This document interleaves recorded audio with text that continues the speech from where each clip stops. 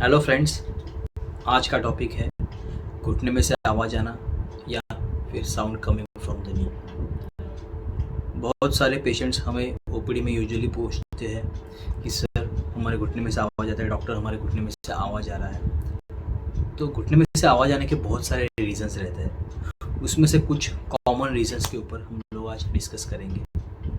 तो पहला रीज़न रहता है जिसमें हमारे घुटने के एक मसल रहता है जिसको हम लोग वीएमओ या फिर वास्टस मीडियालिस ऑब्लिकस बोलते हैं। वो कमज़ोर होने की वजह से हमारे घुटने का सामने वाला बोन जिसको पटेला बोलते हैं और पीछे वाला बोन जिसको फीमर बोलते हैं, वो उसके बीच में जब हम लोग घुटना मोड़ते हैं, सीधा करते हैं, तो फ्रिक्शन बढ़ जाता है। स्पेशली यंग एडल्ट्स में ये पाया जाता है। अगर इसको हम लोग अनदेखा करेंगे तो वो कॉन्ड्रोमेलेशिया पटेली या फिर पटेलोफेमोरल आर्थराइटिस जैसे डिसीज करता है,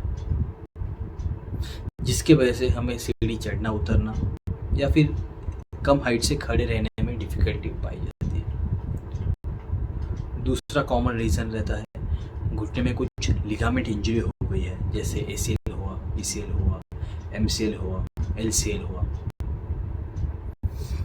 लिगामेंट इंजरी जब घुटने में रहती है तब वो केस में घुटना में इंस्टेबिलिटी बढ़ जाती है, जिससे हम लोग घुटना मोड़ते हैं, सीधा करते हैं, चलते हैं, तो घुटने में थोड़ा मूवमेंट रहता है, थोड़ा हल्का सा हिलता रहता है, जिसके वजह से घुटने में आवाज़ आता है। तीसरा रीज़न है कि घुटने में गद्दी या फिर मेनिस्कस को इंजरी लग जाना। तो हमारा थाई बोन, फीमर और नीचे का टिबिया के बीच में एक मेनिस्कस रहता है जिसका मेन काम रहता है शॉक एब्जॉर्बर। शॉक एब्जॉर्बर का मेन काम कर रहता है, जैसे हम लोग रनिंग करते हैं, जंपिंग करते हैं, तो अगर वो डैमेज हो जाए तब भी हमारे घुटने में से आवाज़ आती है। जैसे दूसरा और रीज़न मैंने बताया लिगामेंट इंजरी, या फिर तीसरा रीज़न बताया मैंने मेनिस्कल इंजरी। इनके बारे में हमें एमआरआई पे ठीक से पता चल जाता है कि स्पेसिफिकली कौन सा लिगामेंट इंजर है या कौन सा मेनिस्कस इंजर है, तो जिसके हिसाब से हम लोग उसका ट्रीटमेंट फॉलो कर सकते हैं। चौथा रीज़न है जो स्पेशली उम्र के साथ हमें दिख जाता है, वो है घुटने में कार्टिलेज का खिंच जाना। कार्टिलेज हमारे थाई बोन, फीमर और नीचे का बोन टिबिया के ऊपर एक लेयर रहता है घुटने के अंदर के और बाहर के बाजू में, और तीसरी चीज़ ये पटेला बोन के बीच। वो एक हमारे घुटने के अंदर एक कवर जैसा काम करता है। जैसे हमारे गाड़ी में रबर के टायर रहते हैं, वैसा इनका काम रहता है कि जो हमारा स्मूथ फंक्शनिंग अलाउ करते हैं। उम्र के साथ वो कार्टिलेज खिंच जाता है, जिसके वजह से बहुत सारी लूज बॉडीज बन जाती है, वो घुटने में अटक जाती है, जिसकी वजह से हमारे घुटने में आवाज़ आता है। अगला रीज़न है मेटाबॉलिक कॉजेस, जैसे यूरिक एसिड बढ़ जाना या फिर रूमेटॉइड आर्थराइटिस।